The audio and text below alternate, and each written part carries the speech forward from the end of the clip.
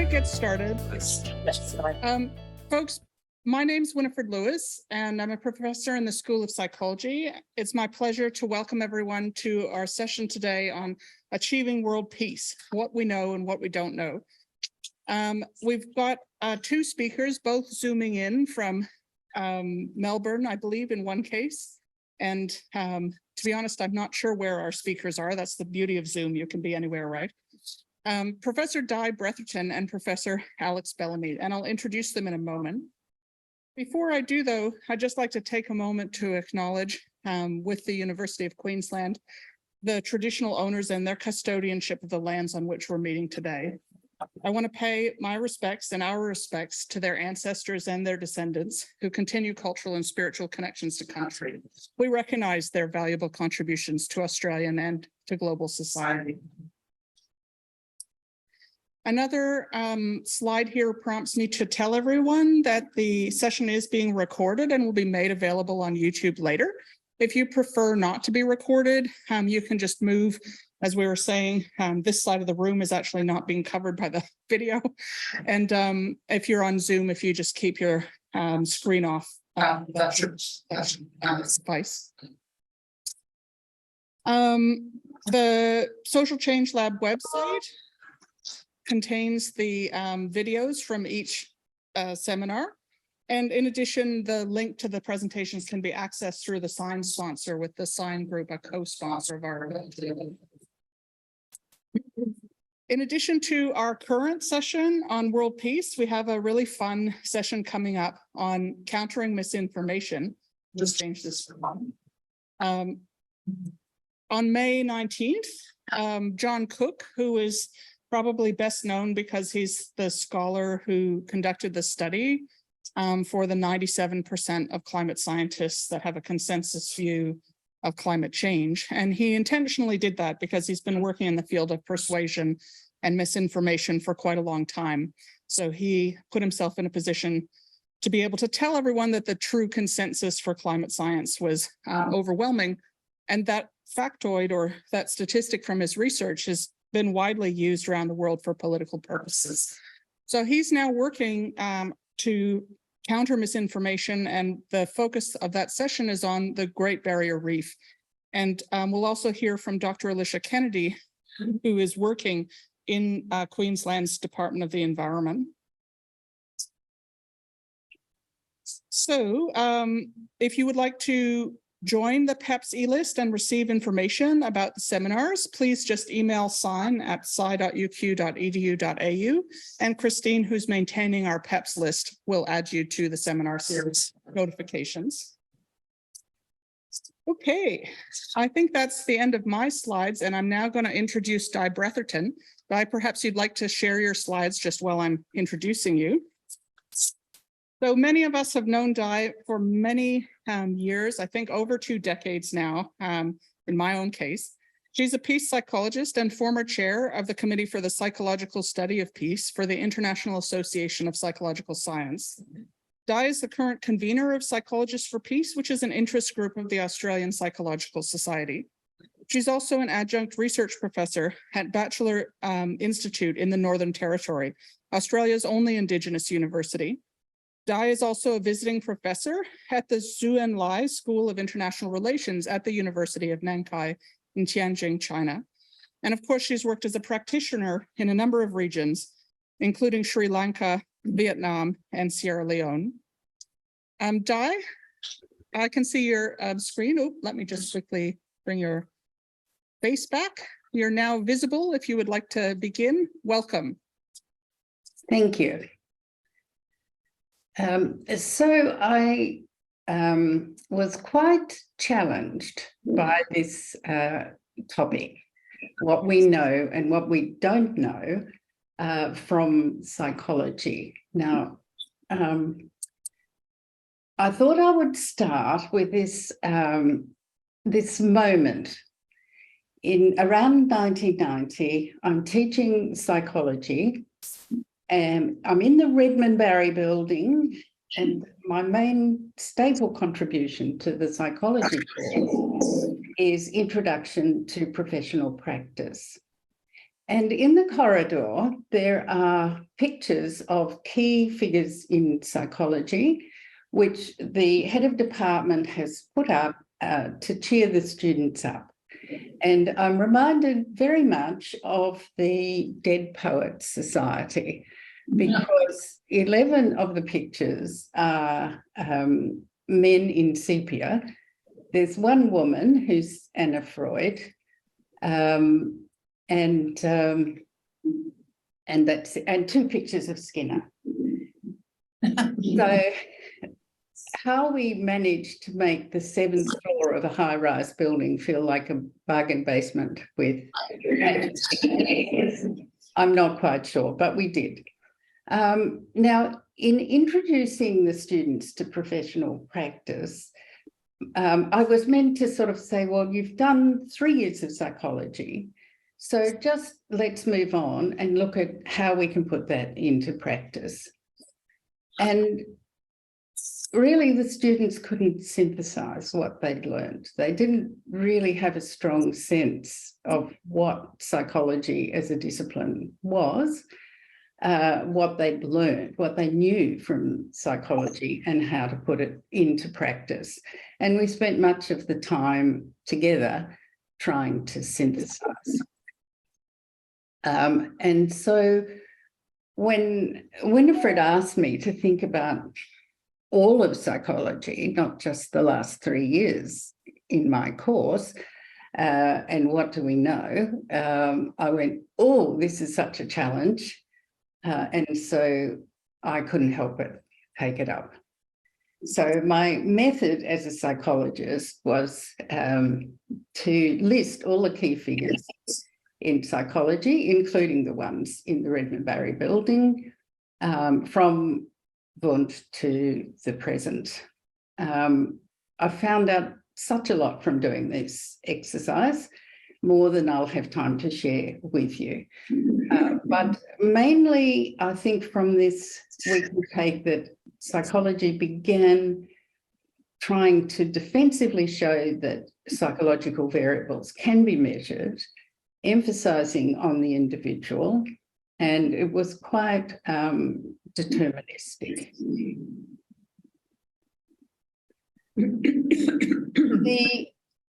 From the list, I then took the emergence of peace psychology. And we can see that it was really there all the time, because William James was beginning to say, we're not really just the subject of experiments, that we need consciousness and emotions for human survival, which is rather more in line with current thinking. And we can see that various people were thinking about a more active social change-oriented approach. It's not always clear where the change came from, and one of the things I discovered from this exercise was that psychology as a discipline has been much more influenced by politics than we as psychologists normally realise. So you see along the timeline the big changes, like the World War, the Vietnam War, and how that quite directly affected the discipline. So, for example, after the World War, the Second World War, the psychologists from Germany, and particularly Jewish psychologists, were all there in America, ready to go and have a period in psychology which was much more influenced by and much more financed by America. The key person in this part that I look to is Bronfenbrenner, who wrote The Ecology of Human Development. Now, interestingly, Bronfenbrenner himself was both American and Russian, and he struggled with some of the differences in the way the two cultures approached human development and child rearing and tried to come to a grand synthesis, which has been, and his grand synthesis has been very influential. We can see that also that practice was more valued in the later stages.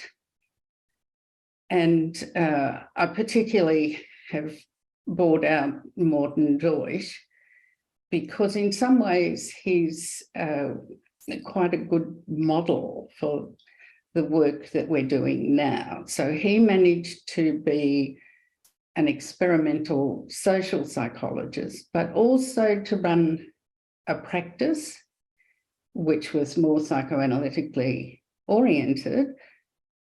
And he had his psychology students sit down once a week and talk about current political issues. And he managed to keep all that together. Morton's main theme was this one of cooperation and the idea that if you approach other people or other groups in a cooperative frame of mind, you are more likely to evoke cooperation from them, which is the opposite of the rather prevailing view of discipline, that you appear quite threatening and that makes sure that people behave badly. He was saying, no, that actually provokes a more hostile response from them. In my own life, sorry, I've gone... So in my own life, I then, 1993, we were setting up the International Conflict Resolution Centre at the University of Melbourne. Interestingly, we weren't allowed to use the word peace. We're allowed to do conflict resolution, but not peace. So I've put up one version of Bronfenbrenner's model because I think it really is very helpful in interdisciplinary kind of talks and also in talking about where we should be going. So you can see there's the chronosystem and the outer rim there. I've tried to take a really long-term view of what's happening in psychology that might or might not contribute to peace. And I've suggested that we're very focused in psychology historically on the inner rim, the student in this case, the individual, and just pushing out to be more aware of the microsystems and the mesosystem. But we're a little bit, as psychologists, a little bit blind to some of the macrosystem variables. One of the things I found in preparing for this talk, and it makes it dangerous, so if I'm taking up too much time, give me that signal. Being an older person, I had so many personal memories. Each time I came to something, I go, this reminds me of this story. But in my own life, the International Year of a Culture of Peace was a really big thing because I was working in Paris, helping to set that up, working with UNESCO, which was the lead agency. So I sort of pushed out to a slightly broader view. There's a very interesting statement that the UNESCO mandate had guided me quite a lot in my career in arguing that peace was a psychological thing as well as belonging in other disciplines. And the mandate is, since wars begin in the minds of men, it is in the minds of men that the defences of peace must be constructed. And so one of the struggles in the year 2000 was to add "and women" to the mandate, men and women, and that is now there. We had an important statement that argues from a number of different scientists, a Savel's statement, that violence is not inevitable, and the general shift to building more positive relations. And you can see that In the action groups, with changes of names, the psychologists for the prevention of nuclear war had become the psychologists for peace. Now, I've taken Alex's point of, well, peace will only happen if individuals organise to make it happen. And I thought, well, what sort of individuals do we need when the world is faced with existential threats such as war and the climate crisis? So the main point, I think, is that agency comes from working in groups, working across disciplines, making alliances, groups of groups, acknowledging that we are shaped by politics and economics. That's probably very obvious to other disciplines, but it's not always obvious in psychology. And I think the main issue I find is the working together, the cooperation, and what we actually need to do to be able to work well in a group. And so I find in practice, many peace meetings are not in themselves very peaceful. And then I could spend a long time with stories of quite comic images of people being very dominating and driven and bullying, really, while they talk about peace. You know, you must believe in peace and war. In fact, one of my favourite posters was from a very gay magazine that had a man dressed in all black leather and very ferocious looking, and he's holding up the Easter Bunny and with a gun and going, peace, or the Easter Bunny gets it. So I wish I'd found that for you. I thought that was, yes, that's somehow you've got to be peaceful or else comes out. I think it's really important that we have conflict resolution within groups as well as between them, and are able to look at ourselves. And I think a very important thing is peace journalism. So I was pleased to see the next seminar coming up. There's so much, because we behave in response to what we believe to be the case, not what's actually the case. It's what we interpret to be the case. Then it's peace journalism, and picking apart the misinformation is incredibly important at the moment. As we move into the contributions made in this century, I think what's happening is that we're moving to be much more global in our understanding. And so I'll finish with 3 views of humanity. The Western view, and excuse me for overgeneralising here, this obviously has to be a very simplistic view, but the Western view is much more individual, and we tend to resist a collective view, which is sometimes expressed as Ubuntu, as a collective view such as you might find in China.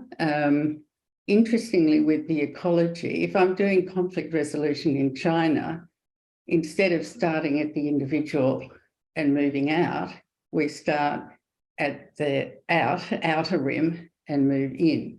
And that in terms of handling conflict, the Chinese students will often think interpersonal conflicts aren't that important because you have to deal with the big stuff first, and then you just manage things that I would find really difficult. You just manage that because it's just personal. And the third view, which we often don't talk about, comes more from South America. And interestingly, we don't hear about these philosophers, but we use their the applications. So the dialectic philosophy is the basis of peace pedagogy. And the dialectic view is that you can't grow as a person without difference. And so you actually welcome difference and you ask difference into the group or into your experience, and you interact with that and you try and understand that, and that is how people grow. And I think that's actually a very peaceful approach. So it's not denying the negative or the difference. And final point is that a key learning across more than 100 years of psychology is that the talking cure that Freud talked about isn't really a talking cure. It's really a listening cure and a listening and learn cure. Thank you. You probably can't hear that, Di, because I was muted, but you did get a round of applause. Oh yeah, I could see the round of thank you. And can I welcome Helen? I see she's here now. So friends, I'm joined by one of my colleagues from Bachelor, so Helen Bishop. Dr. Bishop's a Canarican woman, and if she'd been watching when I showed all the scatty bits of psychology everywhere, she would probably have talked about the importance of joining dots. Yeah. And they were joining in my head as you were speaking, and I even took photographs of some of the material because I could see that dialectic elements that you were speaking to, and the litany of the piece psychologists writing. Sorry, folks. Where was I at? The litany of peace psychologists. Well, the psychologists writing in ways that were about opportunities for peace, although not probably speaking directly to it. I just thought, yes, because this is what happens in Indigenous societies that's so not understood. This thing of speaking and everything is connected, the connectivity between the people, between the ecology and the mindset that we must get on because we live in this environment that's the most arid one. We've all got to hunt every day. We don't have fridges and TVs and cars and guns. That psychology is about those behaviours that are expected to keep the peace. Wonderful. To make things amenable. And that's not to say the peace isn't broken.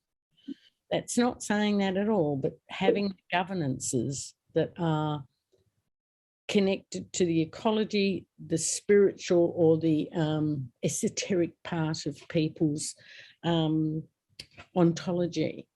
Yeah. Anyway. Fantastic. I just was connecting dots. Yeah.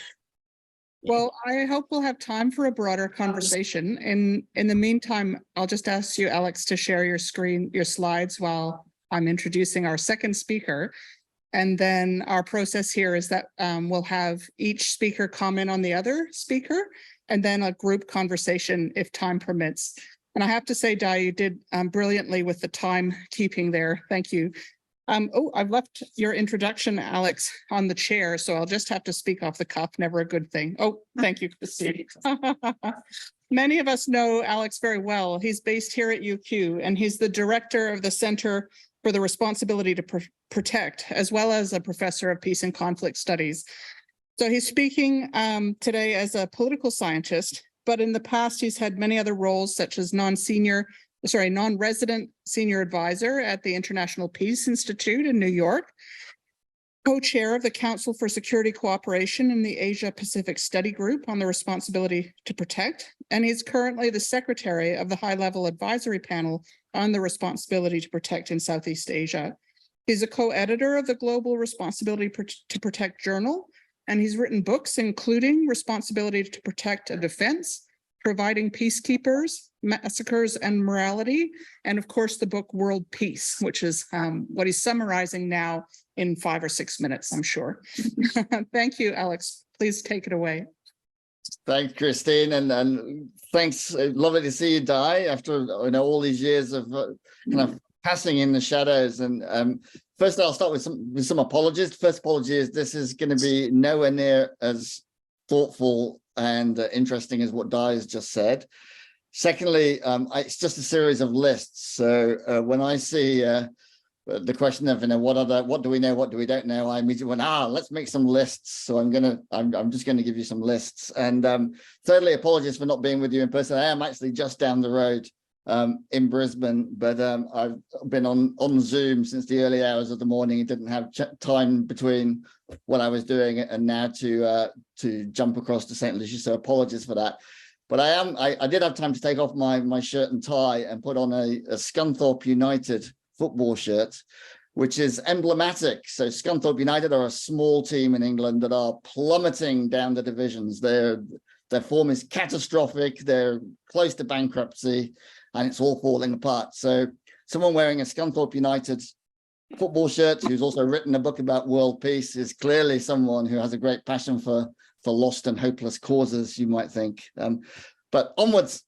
So what have I done? As I said, I've put together 3 lists, and I got a bit carried away. So it looks like there's a lot of slides, but we'll skip through a lot of them very quickly. So 5 things we know about world peace, 5 things we don't know, and 5 challenges. And I should really replace the we with I, because particularly with the don't knows, it may well be that some people do know these things and it's just me that doesn't know.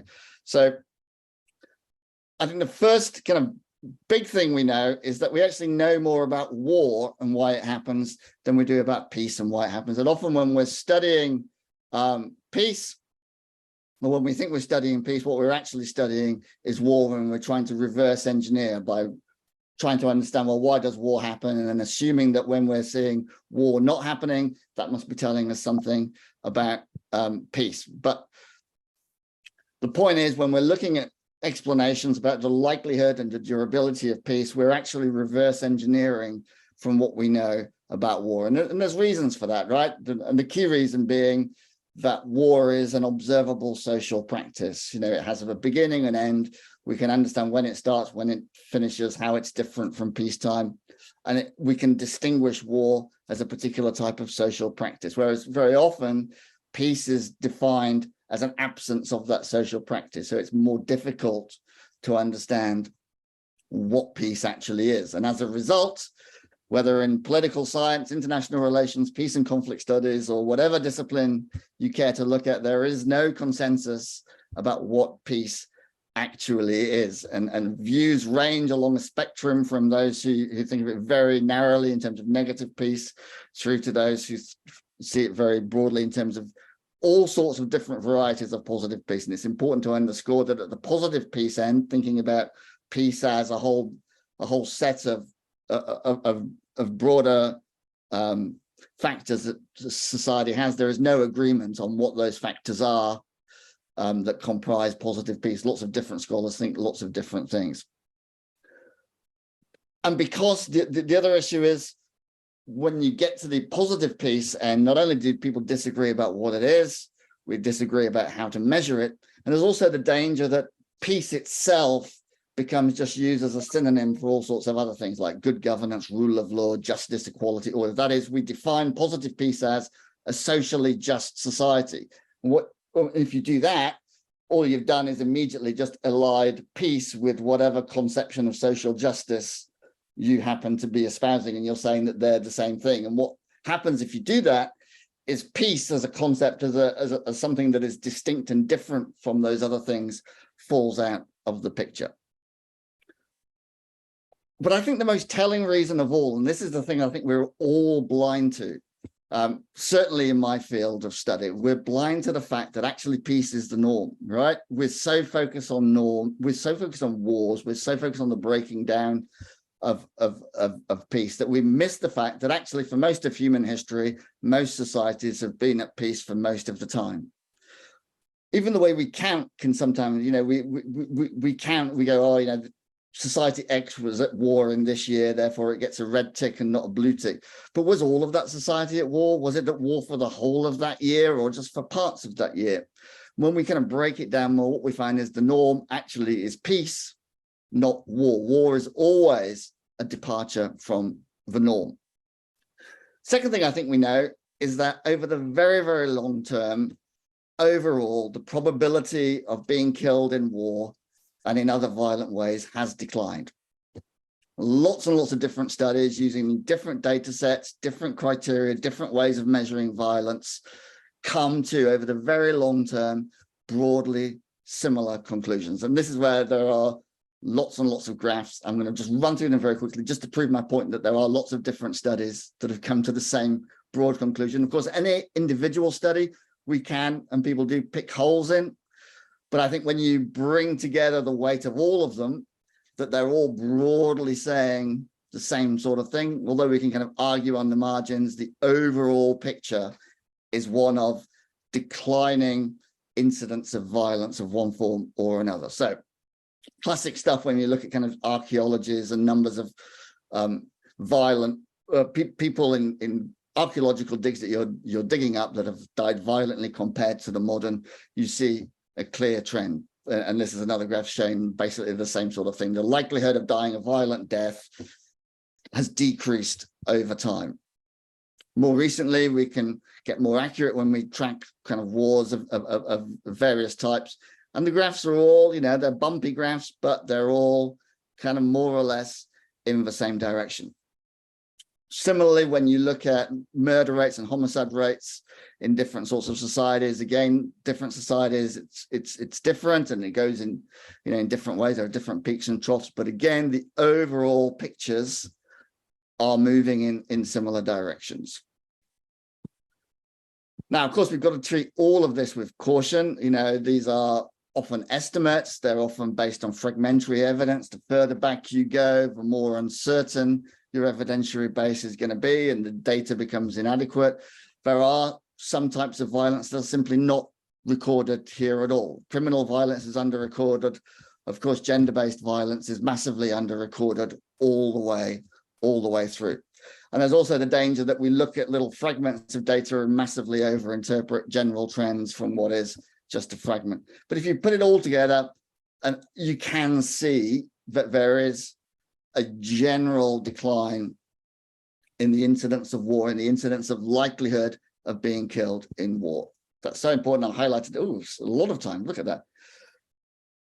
If we look at the same data and plot it otherwise, though, you know, again, this is coming to the overinterpretation point. You know, we need to be cautious about putting too much weight, but say, you know, overall, we can kind of see the trend. We also have a fairly good idea of the sorts of factors that make wars more or less likely. So we've got kind of all sorts of lists of factors that seem to make it more or less likely, and these seem to operate across these 4 different levels. And we kind of have an understanding that when wars occur, it's because these factors are kind of getting mixed together in specific contexts to produce certain results. So I like to think of it as, I don't like to think of it in terms of Gordon Ramsay, but I just typed in chefs and up came Gordon Ramsay. But we can think of it in terms of recipes, right? There are certain ingredients of factors that get cooked together in different context-specific ways to produce wars. And figuring out what those recipes are, what those ingredients are, we've got a fairly good idea of what some of these ingredients are. How they get mixed together in different contexts can be more difficult to unpick. But these factors, we can kind of understand them as kind of playing out at 4 different levels. At the most fundamental level, the things that make war as a practice possible, it's these 3 key things. That fact is, we are groupish. We've always been groupish, and our groups have different values, have different interests, want to achieve different things. Secondly, and I think this is something that the peace studies community struggles with, war endures because it is sometimes useful. Groups have used war to get the stuff that they need to protect and extend their values, to satisfy their interests, to get booty, to defend themselves. If it wasn't sometimes useful, it wouldn't have endured. And the third thing about war is that it's contagious, right? It only takes one group to be warlike to put all the other groups that live around it in a condition where they also have to make a choice between themselves becoming a little bit warlike or simply surrendering decision-making to the group that is. So it can be contagious. And this is one of the key challenges with how do you get from the world as we have it to a world where you have more world peace is the only kind of logical way of doing it is, or in theory, is one giant leap where everyone makes the leap at the same time. Because if only some make the leap and some don't make the leap, those that don't make the leap inevitably get an advantage over those that have made the leap because they've retained the capacities to wage war. Then we've got system level explanations. And this is basically the entire discipline of international relations. Don't quote me on that though, Frank, if you're still there. But this is international relations, that there are things about the international system that makes war possible and likely. And that thing can be boiled down to what we call the security dilemma, which is sometimes called the problem of other minds. It is that no group can ever know for sure what another group intends to do. And because of that, a group might worry that another group intends to attack it. So quite reasonably, fearing attack from another group, it makes preparations for its own defense. But the group surrounding that group would look at those preparations for defense and say, oh, look, this shows that the other group does have some intent to attack us. Look, they're preparing to defend themselves. They might be arming themselves. They might be building walls. And this creates a dilemma in the minds of others saying, well, we don't know whether you're building these capabilities for defensive purposes or offensive purposes. Now, you might tell us that they're for defensive purposes, but why would we believe you? We shouldn't, we're not going to believe you. So we're going to respond in kind. And so you create these security dilemmas. And the dilemma comes not from people being kind of pathological or evil or misguided, but it comes from the structural nature of the international system, that we are divided into these different groups. And it can be hard to trust each other. So that's the kind of the system level. And there's all sorts of things that can be done to try and mitigate that, some of which I'll talk about later, things like collective security or security communities. But the problem with these is they always rely on trust born of cooperation. Trust is at the heart of it. And of course, trust is precisely the thing that can be lacking in an anarchic international system. The third level down says, well, it's not just about the system. The nature of the units in the system matters too, and that some types of groups or states are more peaceful and other types are more warlike. So there are certainly characteristics of certain types of states that make them more peaceful. And we know things like, for example, are they stable? Is it a stable, does it have an internal order? Those states tend to be more peace-like than warlike. Democracies tend not to attack each other. They do attack non-democracies, but they do tend not to attack other democracies. We know that when you have significant shifts in power balances, that can create instability. We know that dictatorships and authoritarian states tend towards armed aggression more, and there's all sorts of internal and external reasons of why that is, but that does seem fairly clear. We also know that there are particular sorts of ideologies, sets of governing ideas that are more war-prone than peace-prone. We know that wealthier states and groups become less war-prone. We know that as GDP per capita rises almost anywhere in the world, the likelihood of war declines significantly. If you look at recent patterns, for example, in sub-Saharan Africa in the last 30 or 40 years, you can see how the sustaining of peace in parts of sub-Saharan Africa is linked to improving GDP per capita. We know that patriarchy causes war. We know that there is a link between more masculinized patriarchal societies and more war proneness, and that it works in the other direction too. And of course, the stuff that you, Di, and literally everyone else in the room knows more about than I do. We know that individuals matter. We know that even given similarities at all of those first three levels, different individuals will still make different choices. And as a good kind of shorthand, I would say contrast Mikhail Gorbachev and Vladimir Putin, two leaders operating with similar sets of external pressures and similar sets of issues, yet deciding at crucial moments to take very different courses of action. Fourth thing is we know we can make sense of what's been happening more recently. So Cold War was associated with a general increase in war. End of the Cold War saw a decline, and now things are going in the wrong direction again. And when we know that, we can start to think about, well, what's going on? The first thing we can see about the world today is that it's not just one story. There are lots of stories.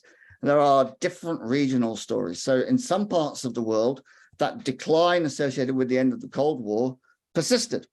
In South America, in Central and South Asia, in East Asia, and in Western Europe and Sub-Saharan Africa, that decline persisted. But in other parts of the world, it hasn't. And so we can kind of look at, well, what's going on in those other parts of the world that has been driving this. And what we find when we do that, sorry, there's some more graphs, is what we're looking at is 5 kind of clusters of conflicts. So 5 kind of parts of the world where you have a set of conflicts that seem to be interrelated.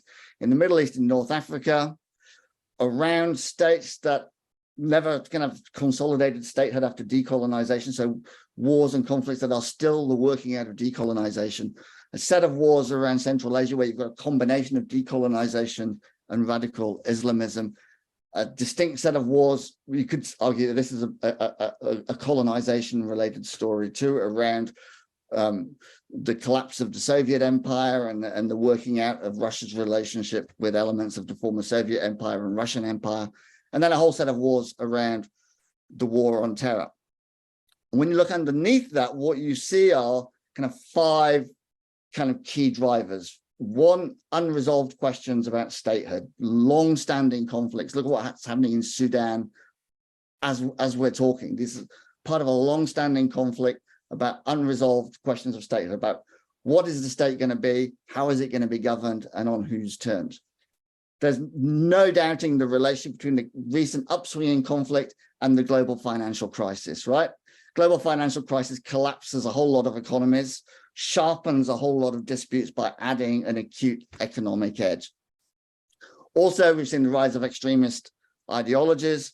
There's a particular set of issues around Russian neo-imperialism and a sharpening geopolitical context that the scope for global cooperation through avenues like the UN, and I spent a lot of time working in and around the UN, is much narrower now than it was 10 or 15 years ago. You know, we're literally right now, the UN Security Council is presided over by the Russian Federation. That tells you something, not just about the ability of the council to work on things like Ukraine, but also about its ability to work on things like women, peace and security, an agenda that is kind of going backwards at the moment, partly because of the more difficult geopolitical situation.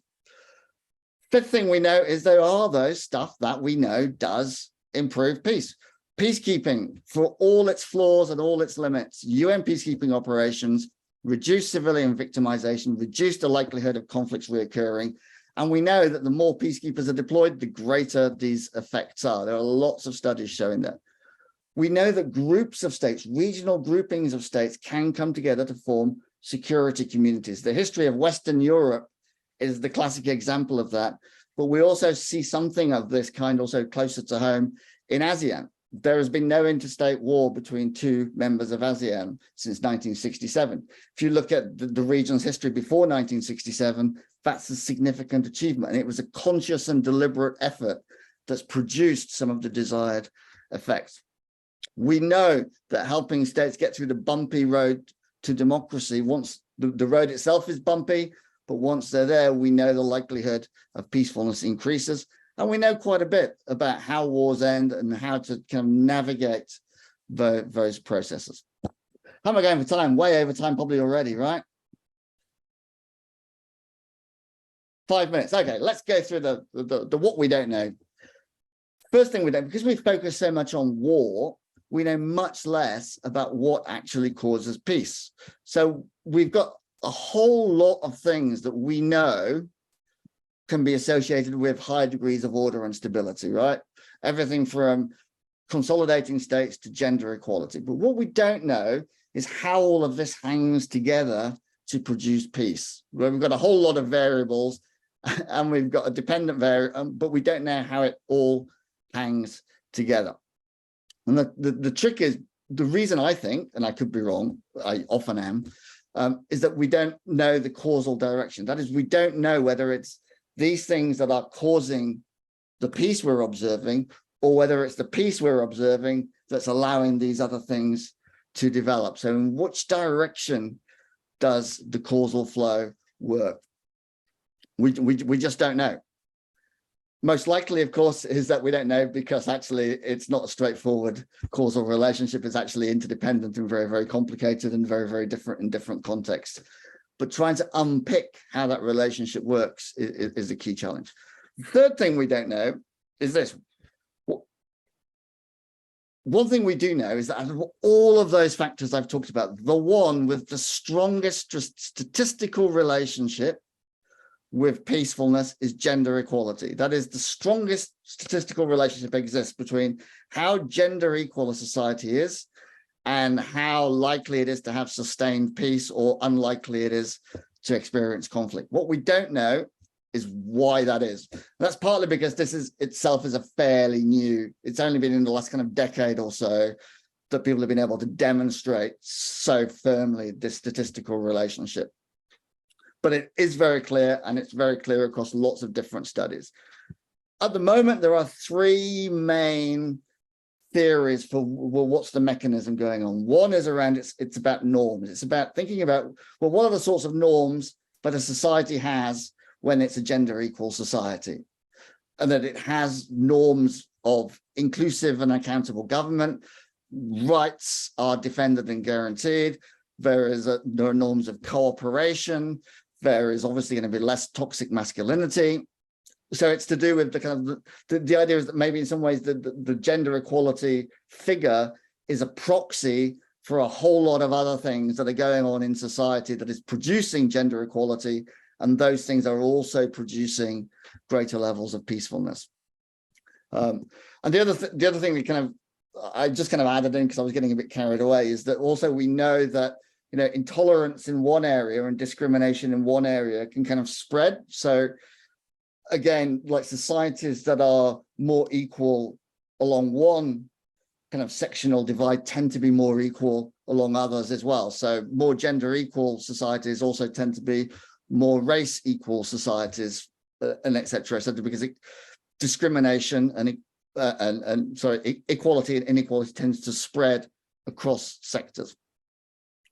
The other two mechanisms have been suggested is that it's to do with the institutional and societal capacity. A more gender equal society has better institutions and stronger societal capacity. So it's better able to take decisions to resolve disputes without war and conflict. And another is just that the whole society looks different. The gender equality increases opportunities for both men and women and right across the social range. And so those kind of pressure points that can give rise to conflict tend to be lower. So I'll skip past this one. Sorry, I did get carried away.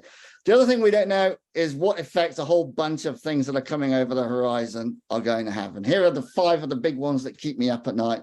COVID less so now, but if we think of like the GFC and how the GFC had effects on conflict years after the GFC. So when we were looking at the Middle East in 2012, 2013, we were looking at amongst other things, we were looking at the effects of the GFC because the GFC caused economic hardship, which then had all sorts of backlash.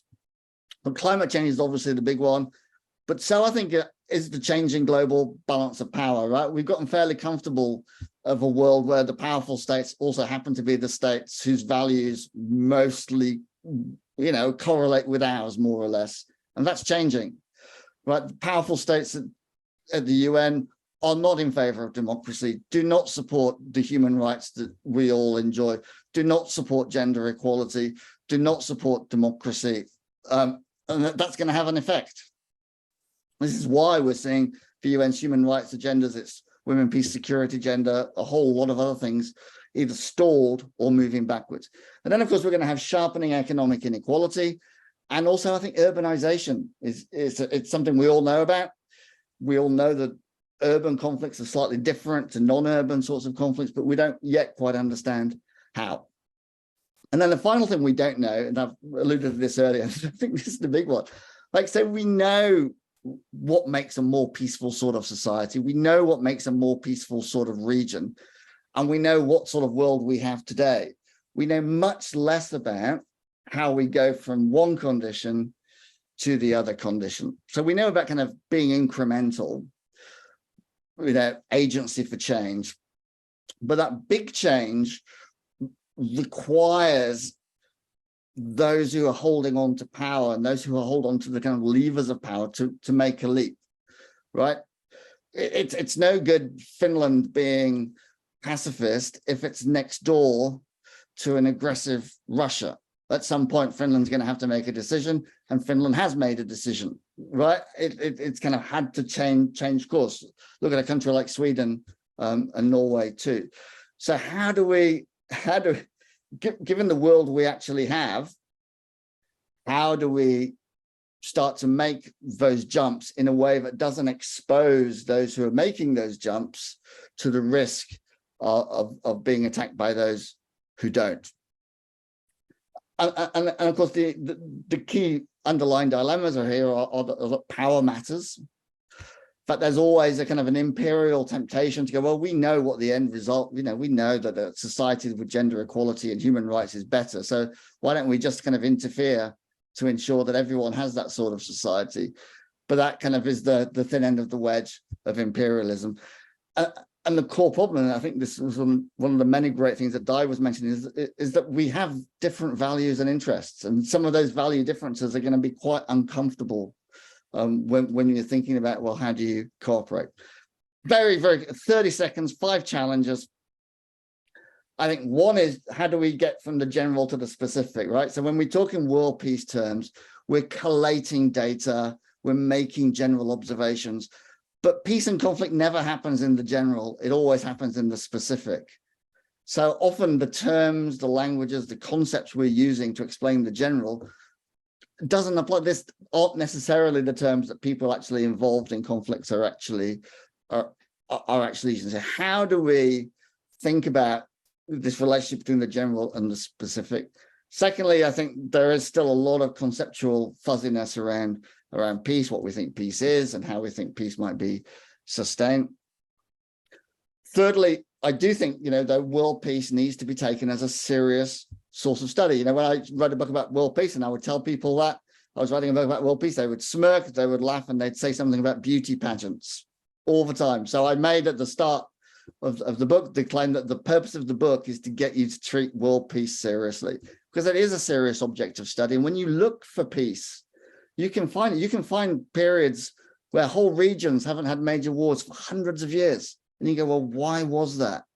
What was it? You can find countries that have many of the preconditions for war, but haven't experienced war. So asking the question, well, why is that? What's going on there that we maybe don't understand? So the fourth point, which is that, again, as Di was saying, there's sometimes within peace circles, there's a certain kind of group think about, we must think some things and we can't think other things. And anyone who thinks differently from us must either be stupid, ill, or evil. But we need to be kind of open. We need to be kind of honest and open about what we're looking at in order to try and understand it, even when that's uncomfortable, even when that's running counter to our priors. And then we need to think about these transitions more, about how do you sustain peace, what's going on in that transition to war, and then how do you build peace after. And then finally, I've already said this, but my big call, though, is that we need to take all of this seriously as a serious topic of academic study. And we need to understand that peace is much more common than we're led to think that it is.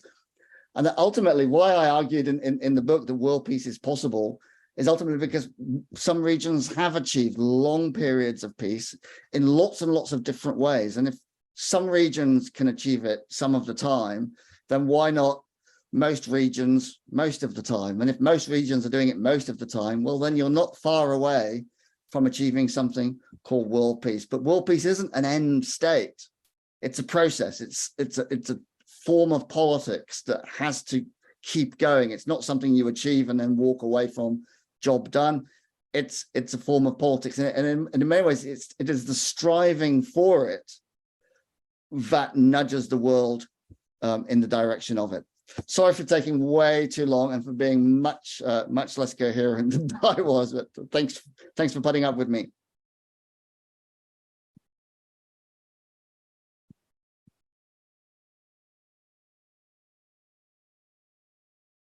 I'm sure I speak for everyone, Alex, when I say that was very, very fascinating. And I hope both speakers will send through their slides to Christine, and interested parties can contact Christine for a copy so that you can pour through some of those dot points that Alex was blasting past, if that's possible, and no worries if not.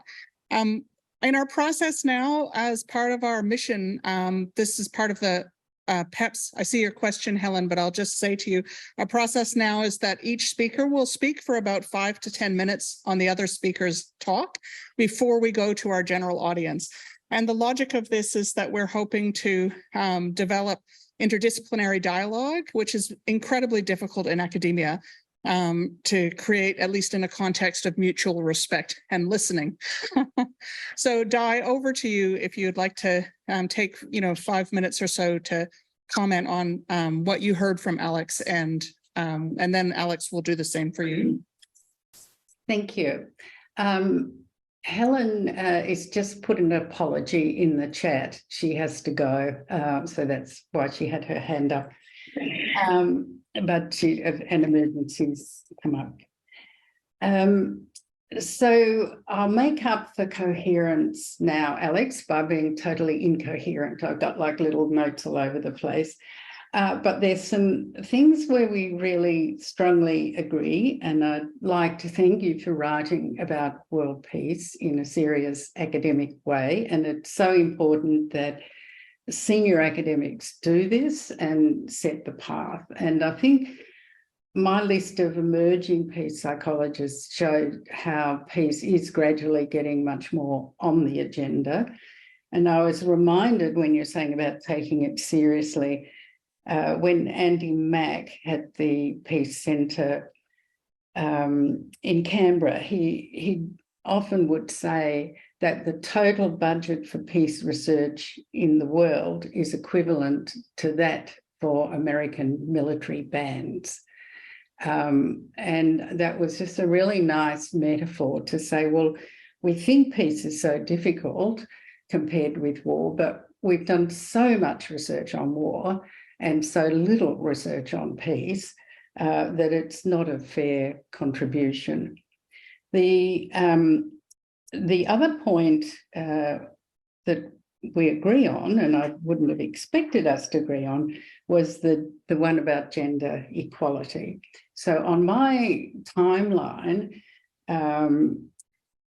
the bit where we start with Freud at the 1900, he said, okay, let's actually go out and talk to people.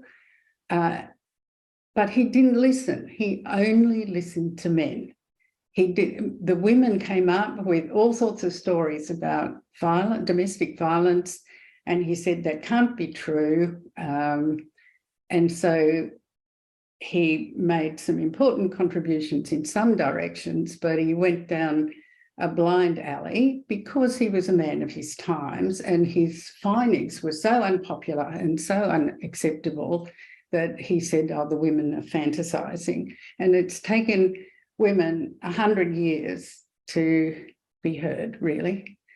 And so I think that some of the problems are about just what you call toxic masculinity and people in power not hearing these other opinions. Another story that comes to mind is Lindy Chamberlain, and the fact that she was seen as guilty because who was an expert on dingoes? So they employed somebody from London Zoo who had only seen dingoes in a zoo to come and talk about dingo behaviour, and they concluded a dingo wouldn't have the strength to take a baby. Whereas if they had talked to the local Indigenous people, they would know very well that wild dingoes have very strong necks.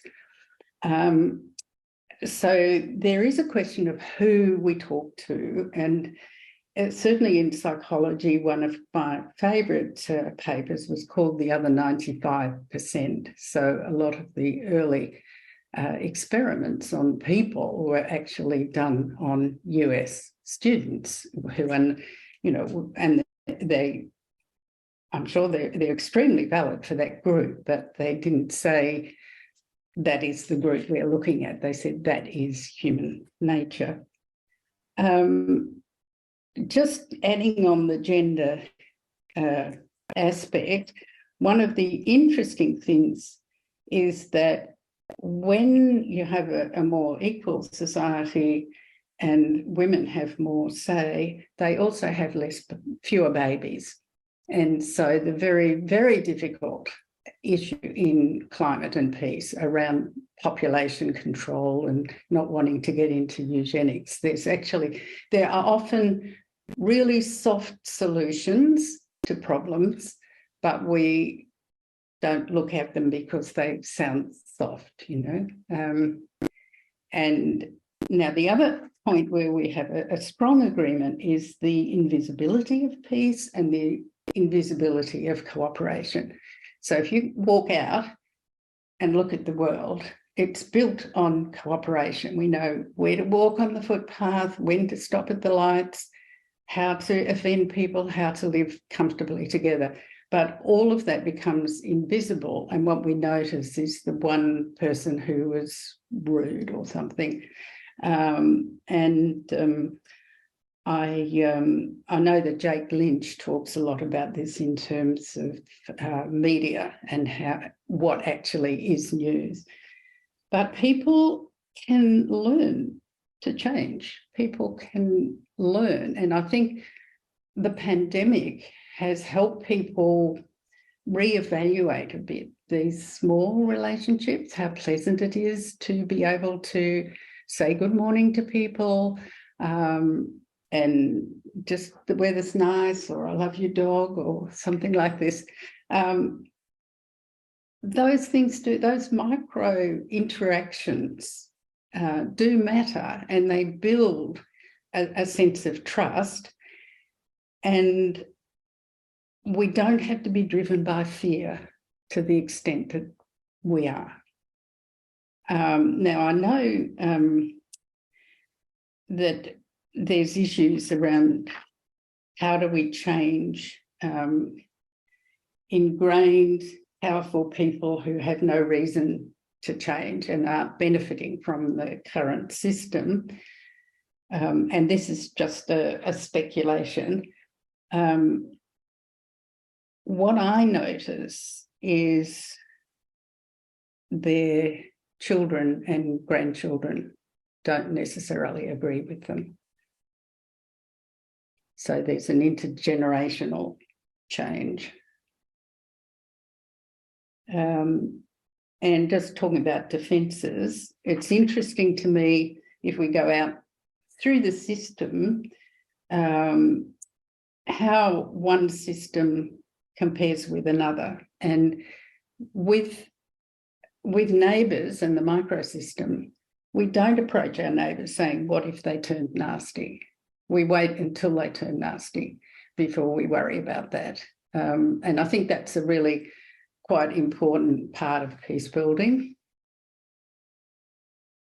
Because if you are looking at someone as if they're going to attack you, you increase the probability that they will. Thank you. Such an important point, Di. And I'm just conscious of time. Do you mind if I kick it over to Alex? Oh, absolutely. I've talked way too long. Yes. All right, Alex, and I'll just give you that 5-minute cue again, although we always appreciate your deep thoughts, both of you. That's very diplomatically put. Mine will be much briefer because Di's already nicely summarized where we kind of agreed and where our kind of points overlapped, and there was nothing, quite literally nothing that Di said that I was like, oh, I think two things are really kind of interesting in the comments that Di just mentioned that I would kind of want to underscore. One is about the place of trust. Trust is absolutely crucial, and that within, I mean, and I know much less about this than Di and pretty much literally everyone else in the room knows. But within society, within kind of society, like say an Australian society, that trust is facilitated through things like education, through daily living, through a system of enforceable laws that we have. And the more you go beyond that, the more some of those safeguards that allow trust to build get taken away. So between states, you don't have a system of enforceable laws, for example, and that makes trust more difficult, but not impossible. As Di said, you know, to understand, for example, how Western Europe was able to go from being a region where everybody assumed they were going to be fighting their neighbor all the time, and you know, there were 2 world wars, and that was on the back of hundreds of other wars. In the space of a few decades, to go from that to a situation where not only do France and Germany not fight a war, but a war between them is literally unthinkable. It's literally unthinkable. And that was a kind of a conscious decision that was made. And then you try and think, well, what were the sorts of things that made that possible around? What were the kind of the shared identities that were built? What were the shared values? And also things like functional cooperation. So, you know, very unfashionable international relations theory these days. It was developed in the 50s and 60s. I don't quite understand why it went out of vogue, but it was called functionalism. And it basically said, yes, states are going to find, and societies are going to find it very difficult to cooperate on high security things, like on their nuclear weapons, and because they're not going to trust each other. So why start there? Why not start with local things that they can agree on sharing water supplies or meteorological surveys or other, or you know, the postal system. I mean, this is the bizarre thing. We talk about cooperation. The thing is, even with the world as it is, if you post a letter to Moscow, it will get there, which is kind of amazing, really, when you think of what else is going on in the world. So the idea is you start with this functional cooperation, and then you build up the trust, and you work to a point where you trust each other to such a point where you can start talking about these big things. And my sense of despair at where we are now is that 10 or 15 years ago, we were in a place where we were starting to see trust, where it was starting to be possible to have fairly high level conversations about fairly sensitive things. And for one reason or another, you know, we've kind of worked away from that. But trust building, I think Di's absolutely right that is crucial to building peace, both in the everyday and at the national level, thinking about civil wars and things, but also globally as well. The one other thing that I just wanted to kind of emphasize that I thought Di was absolutely right about it is when she talks about the levels of analysis. And I think this is something that both of us kind of touched on with using our kind of different disciplinary languages, but it was the same sort of idea that when you're trying to explain something like peace, it's about things operating at different levels that are either making it more or less difficult for actors to make certain decisions. And so if you can think about, well, what are the structural conditions that make it easier for people to be peaceful? Well, that's telling you how you can kind of shape political projects and political programs and other sorts of things to try to facilitate the sort of trust building that Di was thinking about, and to think about how we analyze it in terms of how those different levels interact with each other. So that's it for me. Thanks so much, Di. Yeah.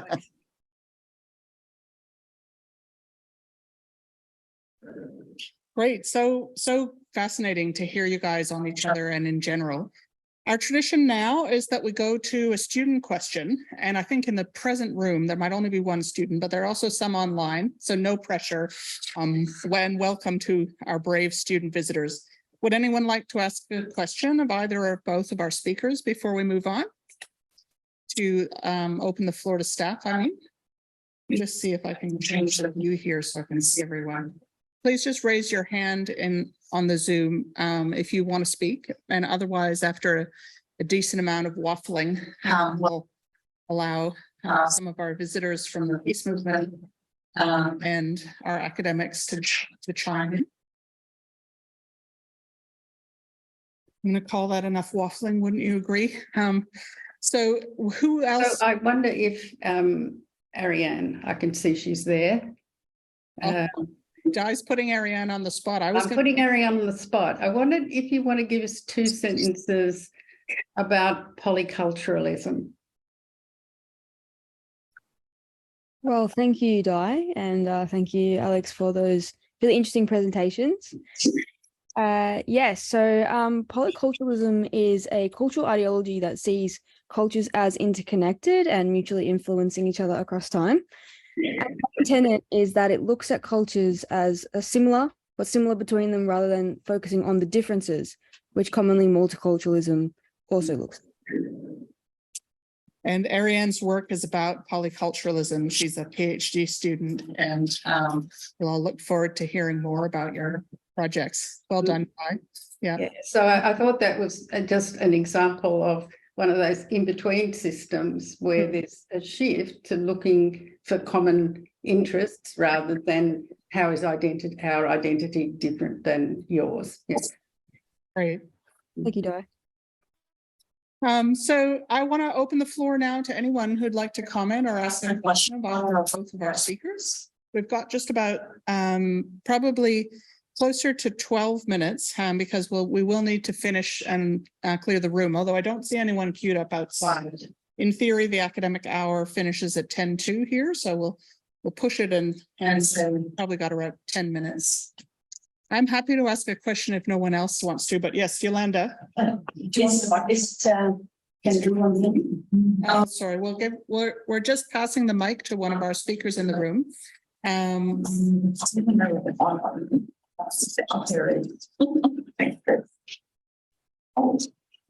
for this. Thank you both for a really interesting talks, and I really enjoyed that, and I really liked the big picture approach that you both took.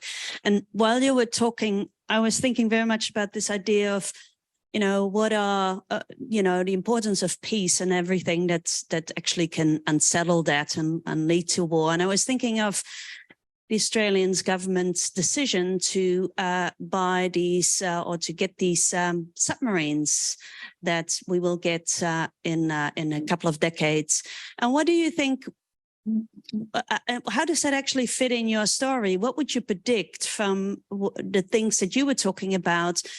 What will that mean for the messages that Australia is sending out? And how does that change perhaps intergroup relations with other countries? Did that come through to you guys? Could you hear that, Alex and Diane? Okay, great. So please feel free to respond. Shall I just pick Di or Alex? Do you want to pick? Well, Di, you took your microphone off first, so you go. So I believe this is like just such a mistake to buy these submarines, and I look at what else those submarines could buy, and I notice there's not enough money for all sorts of things in health, and just one submarine would completely change the way we educate about peace in Australia, just one less submarine. And I understand from the military people that they won't be ready for a really long time, so that they are actually a threat rather than a reality. And I would love for someone to do an analysis of what war and threat actually accomplish. I notice that the military don't have to go through the kind of evaluation process we take for granted in education. After all, the war to end all wars didn't end all wars. Yes. It's such a good point, and I'd love to be a grant reviewer. Alex? Okay, so this is where I think I might become a minority of one in the room. And look, I don't know enough about the specifics of the submarines to be able to talk about, value for money but I think there's two things that make me hesitate about criticizing it. One is, in the world as we actually have it, deterrence is a way in which military power can be used to achieve effect without going to war. That is, you deter in order to prevent a war. There's a debate about whether or not it works, but I would say we're seeing it working right now. And we're seeing it working right now when we ask, why is it that NATO hasn't intervened directly in the war in Ukraine? And the answer to that question is because Russia is deterring NATO from doing so because it has nuclear weapons. And then when we ask the question of why is it that Russia has attacked several of its neighbors that haven't joined NATO and hasn't attacked any of its neighbors that have joined NATO? And the uncomfortable answer is, well, because NATO members are able to deter Russia. So I think this is one of those uncomfortable things for people who work on things like I do, that sometimes you have to say it's not the case that deterrence has no effect. And then we think about the security dilemma, and we think, as Di rightly said, like, this is a multi-decade, and we look at the trajectory of politics in our region, and we think in multi-decade terms, because if we don't think in that terms now, we might find ourselves 30 years in the future without the capacity to deter, without the capacity to influence. So it's about taking a gamble, right? Do we sufficiently trust our ability to persuade the People's Republic of China to play by the rules of an international order that itself is saying it's not willing to play by? Are we happy just to rely on the Americans to do it for us? Or do we want to do something in between? And it's always about uncertainty and hedging, right? Because from my point of view, if we do this and nothing happens and it's a complete waste of money and peace and security reigns, well, it may be that one of the reasons why that happened was because we spent this money, right? Because that affects the calculations, and it's not a one-sided thing. If we're looking at China, it's not like we are investing in this and they aren't. This investment is a response to massive investment that China is making in its maritime capabilities. It is possible that in 10, I'm not saying it's likely, but I'm saying when you're looking at the very long and thinking these things, it is possible that in the foreseeable future, China as a power could have bases off our boards and be able to control things like how you get in and out of Australia, and could be able to dictate those sorts of things. And it's uncertain. That's the whole thing about the security dilemma. We don't know, and you have to make kind of judgments. I might be being too guided by what's been happening in Eastern Europe. That's where I'm focused on at the moment. But looking at that, I think it's not unreasonable to think that governments like Australia's need to think seriously about the harder edge issues of their security. And that's not something I'm comfortable saying, but I just fear that this is the reality of the times the world is moving into. I guess one comment I have just reflecting on that is that I don't think either of you have talked about kind of corruption or the profit motive. But one of the things that seems really striking in military procurement is that it's not always the case that those state decisions about military investment are made in the best interest of the country in an abstract sense. There's quite often quite a lot of financial jostling because of the rivers of loot that are flowing. That's something that neither of you have commented on. And I wonder if you could think about that while we just hear also the next question. Was there a question from you, Maureen? Is the mic still? Yeah. Thanks very much, speakers. And thank you, Diane, for pointing out the value of difference, because my position, my understanding is quite different from both. Yeah.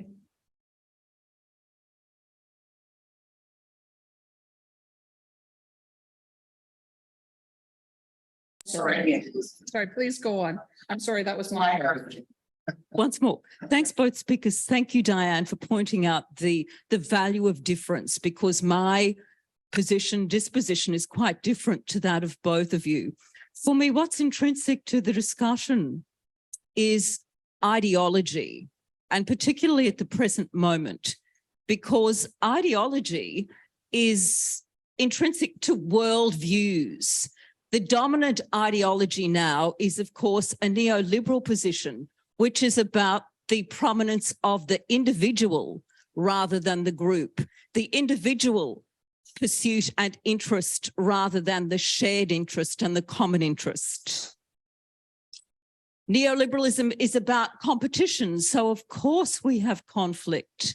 And most importantly, neoliberalism is about profit maximization, hence the dominance of the military industrial complex. And that's why it seems to me it's quite unusual to speak of the wealthier states being less war prone, because as I think we will agree, America is perhaps the strongest warmonger in the room at the moment because of the dominance of the military industrial complex. There's so much there that we can talk about, and I'd love to have a talk with you, but we've only got 2 minutes left. Thank you so much. Yes, well, I might, we don't actually have a queue outside, so I might allow each of you 2 minutes, Alex and Di, to respond to that point. Go ahead, Di. I think the point is well taken. When I was more involved with international affairs and a bit younger than I am now, we would always talk about the enemy. And I'd sort of go, well, who is this enemy? Now it's a bit different because we name people. And it turned out that the only group that actually has the power to invade Australia is America. So there's some really important contradictions in the whole thing. So thank you for bringing that up. And I do think the ideology is very, very important. As I was saying, people act according as to what they believe to be the case. So you give them data, but we interpret through our own eyes, and filter it through an ideological pair of glasses. And so my outrage with the submarines is not just that they're submarines, but that they are nuclear and what's going to happen to the nuclear waste and so on. That's right. That's been an important barrier in Australia for decades. We've rejected nuclear weapons, and we'll see what happens. Alex? Thanks very much. And so I'll be unpopular again. It's a really great and rich discussion. So I mean, firstly, I would strongly I would disagree with the claim that it's the Americans that are the single biggest threat to international peace and security right now. It's clearly the Russian Federation. I mean, here you have a post-imperial state invading parts of its former empire and literally annexing territory from its former empire. That's not to say that I think the US hasn't done all sorts of wrong things, and I'm on record talking about aspects of the war on terror and the invasion of Iraq and everything. But I think it's not right to caricature the nature of the world as it is right now. And I think the other thing it would just be to end on a kind of so if we kind of relate dominant neoliberalism with war and the increasing warlikeness and increasing conflict, then we've got the problem of why it is that increasing neoliberalism actually correlates globally with a decline in armed conflict. So it's not the case that as neoliberalism became the dominant ideology, and this is not to say that there aren't lots of problems with neoliberalism, but it's not the case that as that became the dominant ideology, war increased. It didn't, it decreased. So it suggests that there might be other things, there might be other things going on as well. And I think There are other things around economics, some of which is to do with neoliberalism and some of which isn't, but also around ideological competition between some very different visions of the world. And this comes back to the thing about neoliberalism and individualism. And the criticisms are well made, but as soon as you move from an individualism to a group take, the question then becomes who gets to speak on behalf of the group? Who is the group?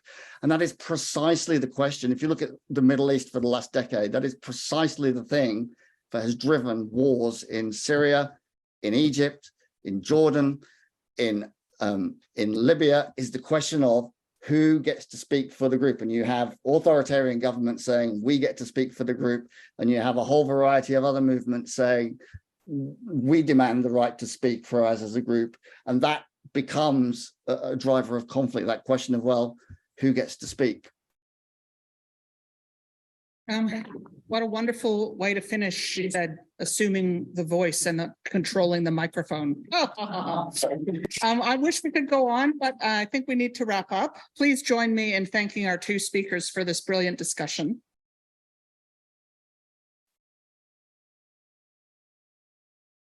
And the series, of course, has a focus on political, environmental psychology and social science. So I hope there'll be related topics.